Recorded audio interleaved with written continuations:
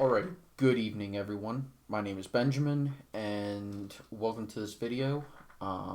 Today we're going to be analyzing kind of a potential 2024 matchup slash reviewing the idea of a woman running for president on one of the tickets, and specifically a Republican woman, because I just saw a video released from 538 where they talked about a potential hot take that the nation will probably elect a Republican woman before a Democratic one. Therefore, their take is that it's probable that a Republican woman will be the first woman to become president. Now, before I get any further, if y'all like the content, obviously like. If you're not subscribed, please subscribe. And please comment and leave your own thoughts on this topic below in the comments section. I greatly appreciate it, and it really does help this channel grow. And I still got the headphones on because I just got done with the video. Anyway, so the person who was making this take wasn't super confident about it, but she did make a lot of good arguments. And you can find this on 538 on their website and probably on their YouTube channel. But let's talk about why I think Nikki Haley would be probably the ideal candidate to become the first woman to be president and as soon as 2024. Now, obviously, this is assuming, say, Donald Trump wins re-election, which is tenuous at best right now because of the whole coronavirus thing. But surprisingly, his approval rating has remained fairly steady, and his economic approval rating has remained steady. So we'll see whether or not this whole pandemic thing leads to anything. And as it stands, everything is being shut down, even in the small town that I live in. So Nikki Haley would be an ideal candidate for the Republicans to run because she's not a conservative populist, but she has enough bona fide conservative credentials to potentially stem the tide of Democratic gains in the desert Southwest and Texas, because she's going to win back voters who were maybe not too pleased with Donald Trump. And you'll probably notice Delaware is off. And there's a reason for that. I honestly see Delaware becoming a swing state in the next 8 to 10 years. And maybe even sooner than that. But we'll see. Obviously, the nation is going to be more favorable to a Democrat in 2024 because of the whole idea of what's sometimes called a pendulum theory, which is basically when a party holds the White House for 8 years, the nation is generally ready for a change. But there's some interesting trends. First, I'm going to assume that Nikki Haley will win Nebraska's 2nd congressional district, regardless of where the lines actually are drawn in 2020 or 2021 after the state legislatures redraw the districts for the new apportionment to Congress, which I may do a video on that later. But Iowa and Ohio are becoming ever increasingly Republican, so I'm going to put those in the likely for Haley column. And because she's a Southerner, she'll do well in Georgia, she'll do well in North Carolina. And because she's more of an establishment Republican, she'll probably carry Texas, she'll almost certainly carry Montana, and she'll more than likely carry Arizona. But Arizona is becoming more and more of a true toss-up state. But again, this is because she is a traditional conservative. Interestingly enough, Florida is gaining population in some of the panhandle counties, which tend to be more Republican-leaning overall, and even down into some of the actual peninsula, down to about this area. So it's not outside the realm of possibility that Florida still continues to vote Republican, even though they have a trend where they'll vote for... after a 2-term president, they'll vote for the opposite party and then the incumbent, and then they'll flip parties again. And this has been true ever since Bush the First. He lost it in 88.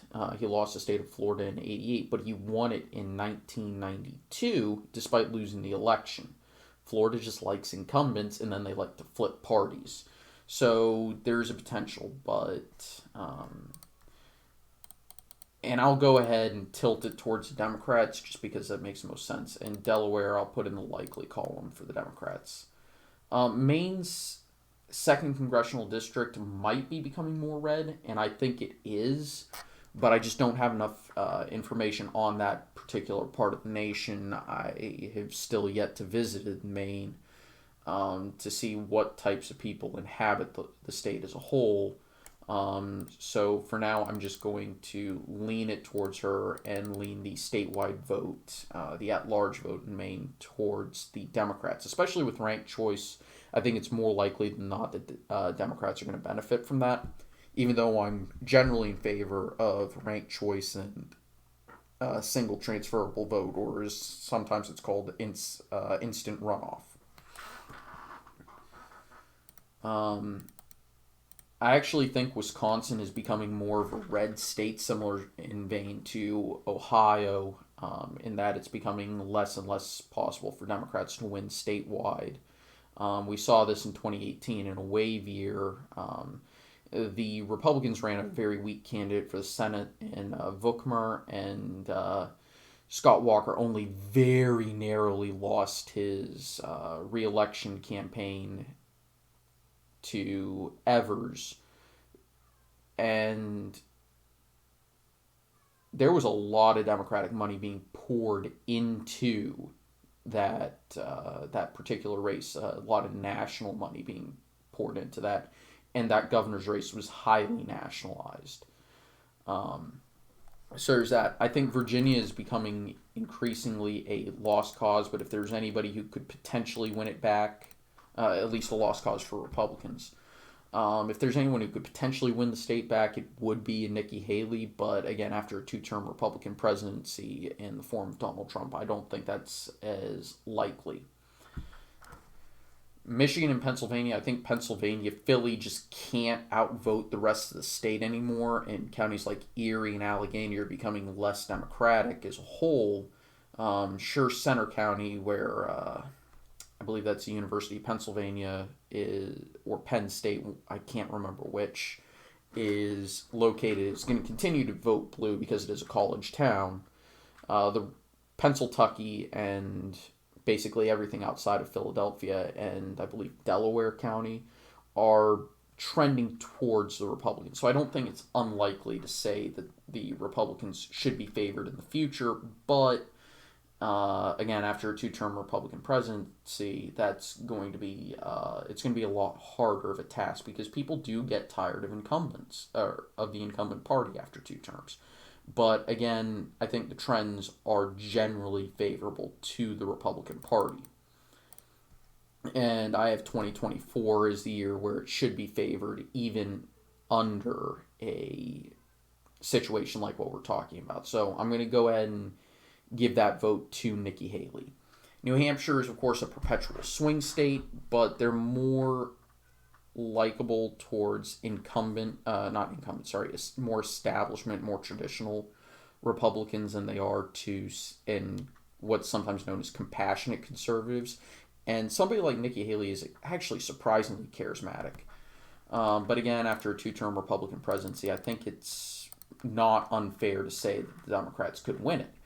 But here's the thing, Democrats have to sweep everything else. And New Mexico is definitely going to be pretty much safe by this point. In Colorado, I'm going to only lean it because, again, Colorado seems to be more amenable to these charismatic, compassionate, conservative types, like a Nikki Haley. And Nevada it's a lean Democratic state that polls as a toss-up. So that's why I'm having it like that. And before any of y'all get worried I've got the coronavirus because I'm, wiping my nose or anything, it's just, I don't know why. I guarantee you I don't have it. So it really comes down to Minnesota and Michigan. Minnesota, if it's going to go red, it's going to go in 2020, and then it'll flip back in 2024. Michigan, again, we're seeing a similar trend as Ohio. We're seeing a similar trend as in Pennsylvania.